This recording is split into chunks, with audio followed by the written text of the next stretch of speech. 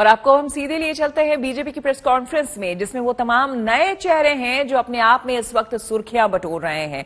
यहां पर आपको हम बता दें, मुलायम सिंह यादव की बहू और इस वक्त जो है अदिति, चाहे वो सुरक्षा की दृष्टि से देखा जाए, आज की तारीख में जितना मैं खुद एक महिला हूँ और खुद महिलाओं के बीच रहती हूँ, महिलाओं के आशीर्वाद से विधायक बन के सदर से रायबरेली को रिप्रेजेंट करती हूँ, और अधिकतर जो हमारी योजनाएं हैं वो महिलाओं के लिए है, और जो डायरेक्ट उनके खाते में पैसा पहुंच रहा है, चाहे वो पेंशन योजना हो, आप सबको पता है कि 500 से लेके 1000 कर दिया गया है हमारा पेंशन स्कीम, चाहे वो श्रमिक कार्ड धारकों के लिए जो योजना है, जो पैसे सीधे उनके खाते में जा रहे हैं, महिलाओं को एक अलग सम्मान दिया है सरकार। खुद एक महिला होने के नाते और ज्यादातर मैं इंटरेक्शन अपने क्षेत्र में भी महिलाओं से करती हूँ। इन सब के लिए हम बहुत आभारी हैं, इन सब से हम बहुत प्रभावित हैं, और खुद एक महिला विधायक होने के नाते इस सारी योजनाओं के लिए मैं आदरणीय प्रधानमंत्री जी को, आदरणीय मुख्यमंत्री जी को तहे दिल से धन्यवाद देना चाहती हूँ। बहुत बहुत धन्यवाद। जय हिंद। बहुत बहुत धन्यवाद अदिति जी। उन्होंने बताया कि मोदी जी और योगी जी ने जितना महिलाओं किया है और किस तरह से वो हमारी नीतियों से प्रभावित होकर हम सबके बीच हैं। अब मैं आदरणीय अपर्णा जी से अनुरोध करती हूं कि वो हम सबके बीच में अपने विचार साझा करें। आदरणीय अपर्णा जी, एक बार स्वागत करेंगे भाजपा परिवार में हम सबके बीच में।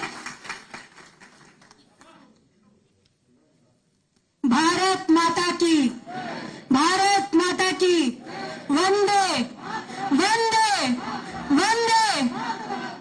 सर्वप्रथम मैं आदरणीय अर्चना मिश्रा जी का, जो प्रदेश की महामंत्री हैं, प्रदेश की मंत्री हैं, आदरणीय संयुक्ता भाटिया जी का, जो लखनऊ की महापौर हैं, आदरणीय श्रीमती अदिति सिंह जी का, जो विधायिका है रायबरेली से, श्रीमती प्रियंका मौर्य जी का, जिन्होंने भाजपा ज्वाइन करी है अभी, आदरणीय श्री गोविंद शुक्ला जी का, जो प्रदेश महामंत्री हैं, और आदरणीय श्री मनीष दीक्षित जी, जो मीडिया के प्रभारी हैं, और सीता नेगी जी का भी, जिन्होंने मेरा स्वागत किया। बहुत बहुत धन्यवाद।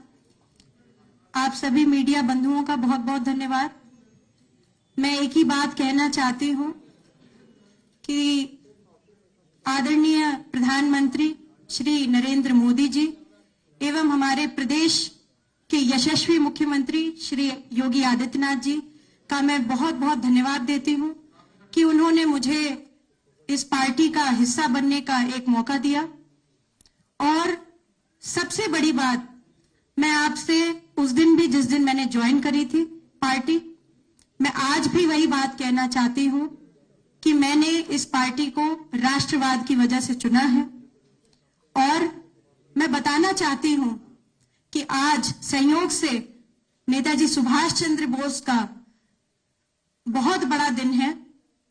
मैं कहना चाहती हूं इस बात को कि विचार आगे चलता है और उसके पीछे मनुष्य चलता है, क्योंकि मेरा ये मानना है कि मनुष्य तो नश्वर है मगर विचार कभी मरता नहीं। शंकराचार्य जी ने ये बात बोली कि जब बहुत द्वंद्व, बहुत भीषणता, ऐसा एक समय आ जाए जब आपका मन स्थिर ना हो, आपका समाज स्थिर ना हो, तो क्या दिशा दे सकता है? किम औषधि? उनसे पूछा गया तो उन्होंने बताया विचार औषधि। और मैं ये गर्व के साथ बोलना चाहती हूं कि भारतीय जनता पार्टी वो पार्टी है जिसने इस देश को बचाया है। पंजाब में ऐन चुनाव से पहले आरोपों की धार तेज हो गई है। निशाने पर है सीएम चन्नी। शिरोमणि अकाली दल ने मुख्यमंत्री चन्नी पर भ्रष्टाचार के आरोपों की बौछार करने के लिए बाकायदा प्रेस कॉन्फ्रेंस बुलाई और उसमें सबूतों के साथ हनी, चन्नी और मनी के कनेक्शन को जोड़ने की कोशिश की। चन्नी, हनी ते मनी, इस काम नूं कांग्रेस पार्टी सरपरस्ती दे रही है। और मैं कह सकदा कि कांग्रेस दा C is for Congress, C is for Channi and C is for corruption. Shiromani Akali Dal के नेता और ड्रग तस्करी केस में आरोपी विक्रम मजीठिया ने हनी, चन्नी और मनी वाली तुकबंदी के जरिए मुख्यमंत्री चन्नी पर जो आरोप लगाए उसके कथित प्रूफ भी दिखाए। आ पहला बंदा कौन है जी? आ तो हो गया चन्नी, आ हो गया हनी। आ फोटो वेखो, सरकारी प्रोग्राम है, पिछे लिखिया भी होया गणतंत्र दिवस। ये बंदे दी किन्नी चलदी सी और इस बंदे दा मैसेज जांदा सी, मतलब कि एदी मैसेजिंग सी।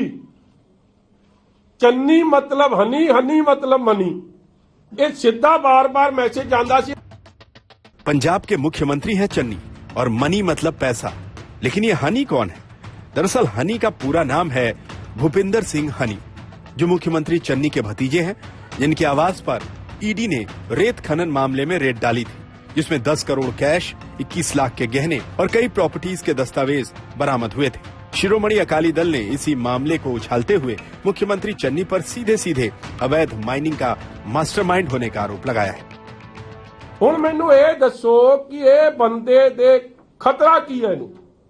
इनू खतरा यही है कि जे इनू सिक्योरिटी ना दिती ते पैसे कौन संभूगा? आज मैं तुहानू इनू जिप्सी किवें मिली है? एदी जेड़ी है ये सीएम फैमिली च डेजिग्नेटेड, इनू सिक्योरिटी कवर दिता गया। अवैध रेत खनन मामले में भांजे हनी के घर पर छापेमारी ने मामा चन्नी को मुश्किल में डाल दिया है। एक तरफ अकाली दल तो दूसरी तरफ आम आदमी पार्टी मुख्यमंत्री चन्नी पर भ्रष्टाचार के भाले चला रहे हैं। ये बहुत ही दुख की बात है कि मुख्यमंत्री के रिश्तेदार सैंड माफिया, रेता चोरी के अंदर उनके ऊपर रेड हो रही है। राघव चड्ढा जी ने भी चन्नी साहब के उनके अपने हलके में दिखाया था कि किस तरह से वहां पे रेता चोरी हो रही थी। उसको उजागर करने के बावजूद सीएम ने, चन्नी साहब ने उस पर कोई एक्शन नहीं लिया, उल्टे उसको जस्टिफाई करने की कोशिश की। तो साफ जाहिर है कि वो और उनका परिवार जो है वो रेता माफिया में शामिल हैं। चुनाव के एन पहले भांजे के ठिकानों पर ईडी की छापेमारी और उसके बाद विपक्ष के आरोपों से हुई सियासी हानि की आशंका को देखते हुए मुख्यमंत्री चन्नी इस कदर तिलमिलाए हुए हैं कि अरविंद केजरीवाल पर मानहानि का मुकदमा करने की ठान चुके हैं। पैसे किसे तो मिले, रेडा किसे दे होईयां, मेरी फोटो दे नाल ਚੱਕ ਕੇ ਪੈਸਿਆਂ ਦੀ ਫੋਟੋ ਪਾ ਕੇ ਮੈਨੂੰ ਬੇਈਮਾਨ ਦੱਸ ਰਿਹਾ। ਮੈਂ ਆਪਣੀ ਪਾਰਟੀ ਨੂੰ ਬੇਨਤੀ ਕੀਤੀ ਹੈ ਕਿ ਮੈਨੂੰ ਪਰਮਿਸ਼ਨ ਦਿਓ, मैं ਇਹਦੇ ਤੇ ਮਾਨਹਾਨੀ ਦਾ दावा करूं। विपक्ष भले ही चन्नी पर हमलावर हो, लेकिन कांग्रेस आलाकमान चन्नी की ढाल बना हुआ है। चन्नी के चेहरे पर ही चुनाव लड़ने की तैयारी कर चुका है। हालांकि कांग्रेस पार्टी के अंदर ही चन्नी के सामने एक और मजबूत विपक्षी खड़ा है, नवजोत सिंह सिद्धू। लोग कहते हैं नवजोत सिंह सिद्धू बनेंगे चुनाव के बाद, या चन्नी रहेंगे, या कोई तीसरा आएगा। तो कंफ्यूजन है ना, ये कंफ्यूजन तो दूर होना चाहिए, आपको लगता है? और आपको लगता है कि अगर कर दें तो बेहतर होगा, फायदा होगा कांग्रेस को? कंफ्यूजन हो सकता है 2 हफ्ते पहले दूर हो जाए, जिस तरह पिछली बार हुई थी। हो सकता है ना दूर हो सकता है कंफ्यूजन का फायदा हो। कहते हैं the cup is half empty, कई कहते हैं हाफ फुल। देखने का नजरिया है भाई, एक ही सिक्के के 2 पहलू हैं, उसमें एडवांटेजेस भी हैं और डिसएडवांटेजेस भी हैं। छोड़ो ना यार, हाई कांग्रेस ने चुनावी साल में अमरिंदर को हटाकर दलित सिख चेहरे चन्नी पर दांव चला। तब सबको लगा था कि चन्नी ही चुनाव में कांग्रेस के मुख्यमंत्री उम्मीदवार होंगे, लेकिन चन्नी के रिश्तेदारों पर ईडी की छापेमारी से चन्नी की सियासत का माहौल बिगड़ता दिख रहा है। विपक्ष के तेवर और मुख्यमंत्री चन्नी की झल्लाहट में इसका असर साफ नजर आता है। चंडीगढ़ से सत्येंद्र चौहान और मंजीत सहगल के साथ आज तक ब्यूरो। इंडिया गेट पर जय हिंद। जी हां, आज देश पराक्रम दिवस मना रहा है और इस मौके पर जय हिंद का नारा देने वाले महान क्रांतिकारी सुभाष चंद्र बोस को श्रद्धांजलि दी जा रही है। नेताजी की आज 125वीं जयंती है। इस मौके पर इंडिया गेट के ठीक सामने नेताजी की विशाल प्रतिमा लगने वाली है। शाम को प्रधानमंत्री मोदी इसका अनावरण करने वाले हैं।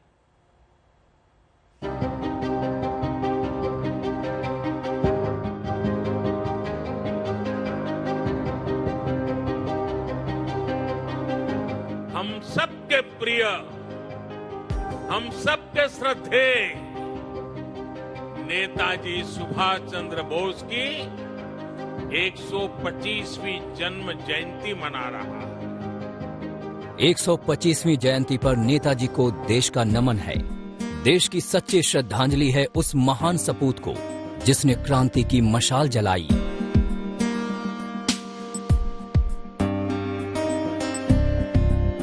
तुम मुझे खून दो, मैं तुम्हें आजादी दूंगा के नारों से हिंदुस्तान का जोश बढ़ाया, दुश्मन को ललकारा और डराया। उन्हीं नेताजी सुभाष चंद्र बोस की 125वीं जयंती पर भारतीय इतिहास की किताब में एक नया पन्ना जोड़ने जा रहा है। इस मौके पर नेताजी की विशाल प्रतिमा अब इंडिया गेट के सामने लगाई जा रही है। काफी सालों से ये प्रस्ताव केंद्रीय सरकार के पास दिया गया था कि Netaji Subhash Chandra Bose liberator of India है, जो भारत की आजादी के लिए श्रेष्ठ लड़ाई किया था, जिसके कारण भारत आज आजाद है, उनका मूर्ति स्थापित करना चाहिए इंडिया गेट के सामने। एक स्ट्रेटेजिक लोकेशन है, तो ये बहुत खुशी की बात है।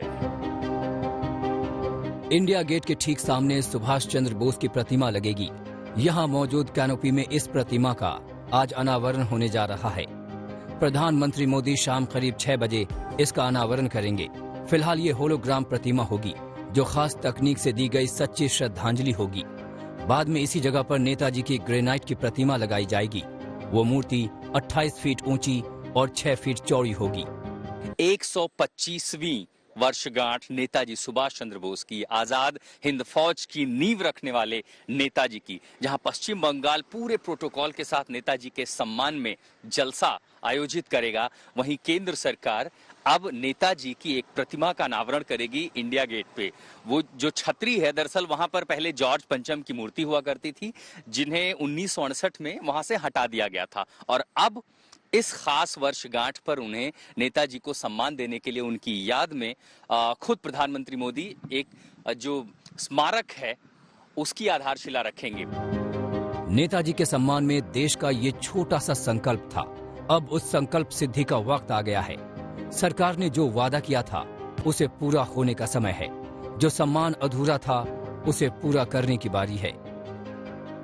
जो कभी सपना था उसे हकीकत में बदलता देख रहा है हिंदुस्तान। नेताजी जिस स्वरूप में हमें देख रहे हैं, हमें आशीर्वाद दे रहे हैं, अपना स्नेह दे रहे हैं, जिस सशक्त भारत की उन्होंने कल्पना की थी, आज LAC से लेकर के LOC तक भारत का यही अवतार दुनिया देख रही है। इंडिया गेट के सामने मौजूद कैनोपी में कुछ ऐसी ही दिखेगी नेताजी की प्रतिमा। The Prime Minister Shri Narendra Modi announced today that he would have a statue of Netaji put up at India Gate, and since it evidently would take some time to have the statue made and put in place, a hologram should replace the statue for the time being. I'm very happy. Netaji की hologram प्रतिमा के अनावरण के साथ ही आज पराक्रम दिवस से गणतंत्र दिवस कार्यक्रम का आगाज हो जाएगा। तमाम कार्यक्रम 30 जनवरी यानी शहीद दिवस तक आयोजित होंगे। शाम को आयोजित कार्यक्रम के दौरान पीएम मोदी आपदा प्रबंधन में बेहतर योगदान के लिए अलग अलग लोगों और संस्थाओं को सुभाष चंद्र बोस आपदा प्रबंधन पुरस्कार भी देंगे। 2019, 2020, 2021 और 2022 के लिए कुल 7 पुरस्कार आज दिए जाने हैं। जिस छत्र के नीचे सुभाष चंद्र बोस की प्रतिमा लगाई गई है, वहां 1938 से 1968 तक किंग जॉर्ज पंचम की प्रतिमा थी। तब से इस कैनोपी में किसी की प्रतिमा नहीं लगाई गई। अब वो इतिहास बदल रहा है। जो जगह है, मेरे ख्याल से हिंदुस्तान में सबसे महत्वपूर्ण जगह, सबसे इम्पोर्टेंट जगह वही है, क्योंकि वहाँ पे ब्रिटिश लोगों ने ब्रिटिश राजा का स्टैचू लगाया था वहाँ पे, और ऐसे जगह इंडिया में मिलता नहीं है। तो मोदी जी ने डिसाइड किया है कि वहीं पे लगेगा नेताजी का स्टैचू। इसका मतलब यह है कि मोदी जी नेताजी को बहुत ही सम्मान दे रहे हैं। नेताजी की मूर्ति लगाने को लेकर 2 दिन पहले ही पीएम मोदी ने जानकारी दी। अब आज उन्होंने पराक्रम दिवस श्रद्धांजलि दी है। पीएम ने कहा कि मैं नेताजी की जयंती पर उन्हें नमन करता हूं। हर एक भारतीय को राष्ट्र के लिए उनके अहम योगदान पर गर्व है। आज अगर नेताजी ये देखते हैं कि उनका भारत इतनी बड़ी महामारी से इतनी ताकत से लड़ा है। आज उनका भारत वैक्सीन जैसे आधुनिक वैज्ञानिक समाधान खुद तैयार कर रहा है, तो नेताजी क्या सोचते जब वो देखते कि भारत वैक्सीन देकर दुनिया के दूसरे देशों की मदद भी कर रहा है, तो उन्हें कितना गर्व होता। जिस विभूति ने खुशहाल हिंदुस्तान का ख्वाब देखा, जिस महान क्रांतिकारी ने हिंदुस्तानियत को बढ़ावा दिया, उस वीर को नमन है। कोलकाता से अनुपम मिश्रा और ऋचिक मंडल के साथ दिल्ली से आशुतोष मिश्रा, आज तक ब्यूरो। नेताजी के मान सम्मान को लेकर हमेशा सियासत होती रही है, लेकिन पिछले ही साल प्रधानमंत्री नरेंद्र मोदी ने कोलकाता दौरे पर नेताजी की जयंती को पराक्रम दिवस के रूप में मनाने का ऐलान किया था। अब सम्मान देने की पहल इंडिया गेट के सामने प्रतिमा के रूप में हो रही है।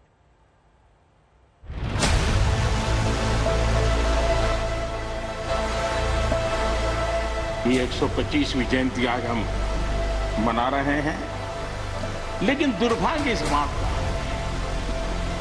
कि जाने अनजाने में नेताजी के इन आदर्शों को भुला दिया।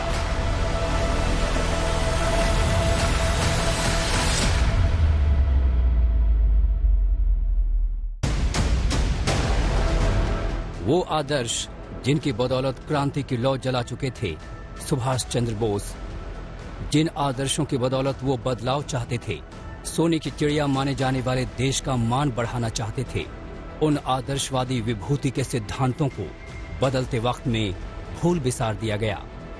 नेशनल पॉलिटिक्स में नहीं लाने से आज हम लोग जो देख रहे हैं सांप्रदायिक राजनीति, विभाजन का राजनीति सब दल ने कर रहे हैं, सब पूरा लीडरशिप सब दल का ये कर रहे हैं, वोट बैंक पॉलिटिक्स कर रहे हैं। ये नेताजी का भारत नहीं है। तो नेताजी का भारत आपको लाना है और नेताजी को सही सम्मान देना है, तो आप सांप्रदायिक राजनीति, विभाजन का राजनीति के खिलाफ लड़ाई कीजिए और नेताजी को आदर्श लाइए। यही वो घर है जहां पर नेताजी सुभाष चंद्र बोस रहा करते थे। ये घर मैं आपको दिखा रहा हूं, काफी बड़ा घर है जिसे अब म्यूजियम का रूप दिया गया है और यहीं पर नेताजी को अंग्रेजों ने नजरबंद किया था और अंग्रेजों की नाक के नीचे से उनको पता भी नहीं चला अंग्रेजों को और यहां से पलायन किया था। ये वही गाड़ी है जिसे फिलहाल अभी म्यूजियम के तौर पर रखा गया है लोगों के देखने के लिए, जिसमें वो यहां से भागे थे। और इसी दिन आज से लगभग 1 साल पहले प्रधानमंत्री नरेंद्र मोदी यहीं पर आए थे और तब बंगाल चुनाव से पहले पराक्रम दिवस के तौर पर इस दिन को मनाने की घोषणा की गई थी, नेताजी की जयंती को। साल भर पहले की ही बात है, कोलकाता पहुंचे प्रधानमंत्री मोदी ने तभी नेताजी की जयंती को पराक्रम दिवस के रूप में मनाने का अहम फैसला किया था। देश ने यह भी तय किया है कि अब हर साल हम नेताजी की जयंती यानी 23 जनवरी को पराक्रम दिवस के रूप में मनाया करेंगे। हमारे नेताजी भारत के पराक्रम की प्रतिमूर्ति भी है और प्रेरणा भी है। नेताजी के आदर्शों की ही देन थी कि वो अपने मकसद से टस से मस नहीं हुए, सिर्फ और सिर्फ देश की आजादी का सपना देखा। देश की मिट्टी के लिए मर मिटने की कसम खाकर आंदोलन की नींव रख दी। नेताजी गांधी के आदर्शों से प्रेरित हुए, उन्हीं के कहने पर भारतीय राष्ट्रीय कांग्रेस में शामिल हुए। देशबंधु चित्तरंजन दास को अपना राजनीतिक गुरु बनाया। 1930 में सविनय अवज्ञा आंदोलन के दौरान जेल भी गए। 1938 में भारतीय राष्ट्रीय कांग्रेस के अध्यक्ष भी रहे। बाद में आजाद हिंद फौज का गठन कर अंग्रेजों को ललकार दिया। नेताजी ने कहा था, भारत डाक से रोकटो डाक दिए छे रोकतो के ओठो दांडाओ आमोदेर नोस्टो करार मतो सोमोय नोय। अर्थात भारत बुला रहा है, रक्त रक्त को आवाज दे रहा है, उठो, हमारे पास अब गंवाने के लिए समय नहीं है। साथियों, ऐसी हौसले से भरी हुंकार सिर्फ और सिर्फ नेताजी ही दे सकते हैं। उन्हीं की स्मृति में पिछले साल पीएम मोदी ने एक स्मारक सिक्का जारी किया था। डाक टिकट भी जारी किया गया। एक्सप्रेस ट्रेन का नाम नेताजी के नाम पर किया और अब इंडिया गेट पर जय हिंद का सम्मान हो रहा है। कोलकाता से अनुपम मिश्रा और ऋचिक मंडल के साथ दिल्ली से आशुतोष मिश्रा, आज तक ब्यूरो। भारत की आजादी की लड़ाई में नेताजी सुभाष चंद्र बोस का योगदान अतुलनीय है, लेकिन उनकी विरासत को लेकर सियासत जबरदस्त होती रही। कभी उनकी मौत की गुत्थी सुलझाने को लेकर बनाई कमेटी पर, तो कभी उनके लिए उनके योगदान और उनको दिए सम्मान को लेकर भी जुबानी जंग का लंबा दौर चलता रहा।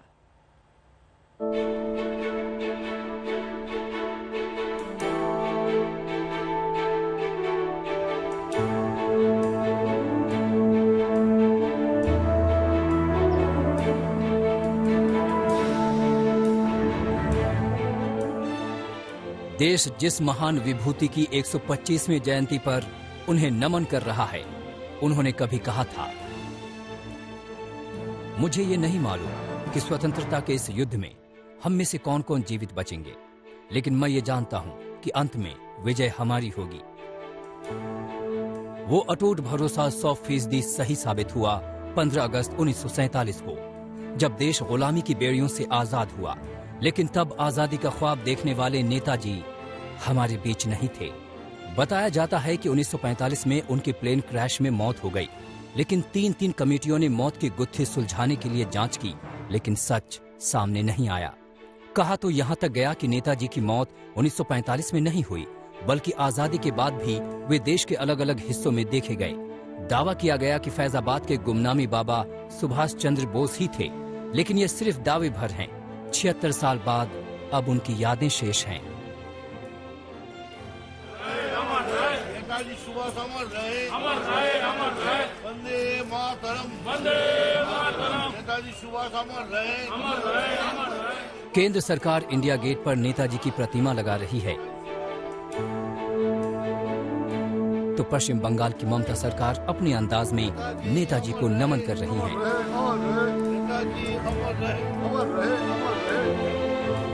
मुख्यमंत्री ममता बनर्जी की मांग है कि 23 जनवरी को हर साल राष्ट्रीय छुट्टी घोषित हो और इस मौके को देश नायक दिवस के रूप में मनाया जाए। एक तो इसको पराक्रम दिवस घोषणा करना, उसके साथ साथ अंडमान निकोबार में एक आइलैंड का नाम नेताजी सुभाष चंद्र बोस के नाम पे करना, उसके साथ साथ सबसे बड़ी प्राप्ति हमारे लिए जो हुई है, कितने सालों बाद नेताजी सुभाष चंद्र बोस तब बोले थे कि दिल्ली चलो, तो आज नेताजी का मूर्ति दिल्ली में स्थापित किया जा रहा है। नेताजी आज दिल्ली पहुंच रहे हैं नरेंद्र मोदी के द्वारा, नरेंद्र मोदी के श्रद्धा स्वरूप श्रद्धा अर्पण जो कर रहे हैं नरेंद्र मोदी जी नेताजी सुभाष चंद्र को। तो इस विषय में ज्यादा राजनीति मुझे लगता है नहीं होना चाहिए, सबको इन सब चीजों को वेलकम करना चाहिए। नेताजी के नाम पर सियासी कलह का लंबा दौर देश ने देखा है। राजपथ पर आयोजित परेड में बंगाल की नेताजी वाली झांकी को शामिल नहीं करने को लेकर भी ममता सरकार ने सवाल उठाए हैं। सरकार तर्क दे रही है कि नेताजी की झांकी पहले से ही गणतंत्र दिवस परेड में शामिल की जा चुकी है। हाल के दिनों में केंद्र सरकार ने कई बदलाव किए हैं। अभी चंद रोज पहले अमर जवान ज्योति को इंडिया गेट से हटाकर वॉर मेमोरियल का हिस्सा बना दिया गया। अब महात्मा गांधी की पसंदीदा धुन अबाइड विद मी को बीटिंग रिट्रीट से हटाने का फैसला किया गया है। सूत्रों के मुताबिक ज्यादा से ज्यादा भारतीय धुन को बीटिंग रिट्रीट का हिस्सा बनाने की तैयारी है। एक गलत कर चुके हैं, जो ममता दी का जो रिक्वेस्ट था, जो नेताजी का टेब्लो अलाउ करिए उनके 125वीं जब वर्षगांठ पे, वो आपने इनकार कर दिया, नहीं किया, और उसे ठीक करने के लिए फिर और कोई गलती कर रहे हैं। क्यों? नेताजी का बड़ा करके करिए, वो इंडिया गेट के अगल बगल बहुत सारे जगह वहाँ पर नेताजी श्रद्धा स्थल करिए, मगर जो है वो क्यों करिएगा? ये बीजेपी सरकार नया कुछ कर नहीं पाता है। अब नेताजी की प्रतिमा इंडिया गेट पर लगाए जाने के बाद एक बार फिर सियासत तेज हो गई है। कोलकाता से अनुपम मिश्रा और ऋचिक मंडल के साथ दिल्ली से हिमांशु मिश्रा और आशुतोष मिश्रा, आज तक ब्यूरो। रैलियों पर रोक के बाद अब पार्टियों ने जमीनी स्तर पर प्रचार तेज कर दिया है। बीजेपी ने एक बार फिर कैराना में खटखट पॉलिटिक्स की शुरुआत की है, जहां गृह मंत्री अमित शाह कैराना की गलियों में डोर टू डोर लोगों से मिले, वहीं पलायन के पीड़ित परिवारों से भी मुलाकात की।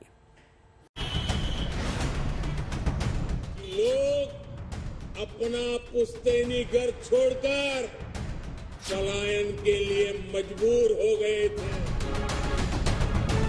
कैराना से पलायन शुरू हुआ था, यहाँ लखनऊ के हुक्मरानों का नींद नहीं उड़ता। व्यापारी और यहाँ के नागरिकों को पलायन करने के लिए मजबूर करने वाले अपराधी आपने विगत 4.5 वर्ष के अंदर देखा होगा, स्वयं पलायन करने के लिए मजबूर हो गए। मुद्दा पलायन का हो तो यूपी की सियासत में तस्वीर कैराना की आती है।